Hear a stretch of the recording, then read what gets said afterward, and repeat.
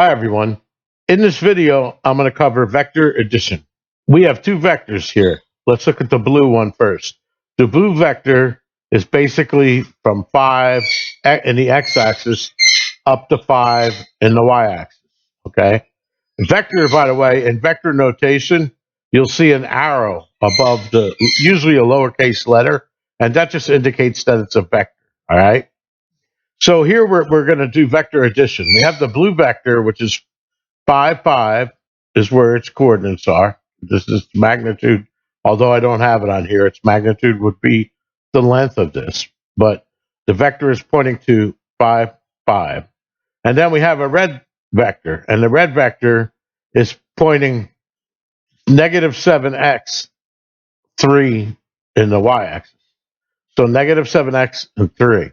And if we were going to add a and b, the way you add vectors is by adding their components. Here you can see we're just taking a x component and the bx component, add those two.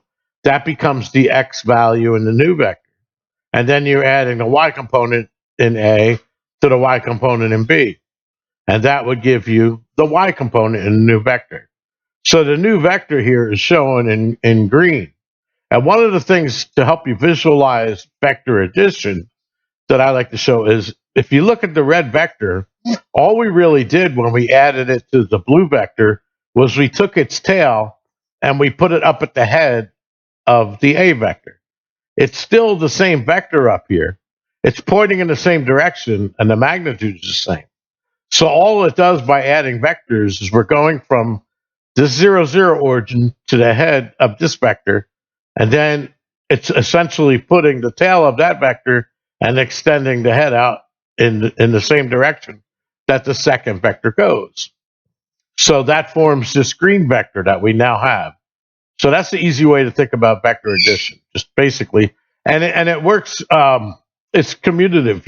You could do a plus b or b plus a, both are the same, just like if you're adding regular numbers. You can see here if we started at the head of the red axis and we took the blue and moved it up over here, it would essentially point to the same exact location. So b plus a is the same thing as a plus b. And that's good to remember when you're doing vector math. What we could use that for example, is let's say you had a path and you had one vector and then another vector and you had something following that path. So it's moving, the object is moving in this direction first. When it reaches the end, it's going to change directions and follow the other vector by its magnitude, and it's going to end up here. So that's going to be its ending location. Anyway, that pretty much covers vector addition.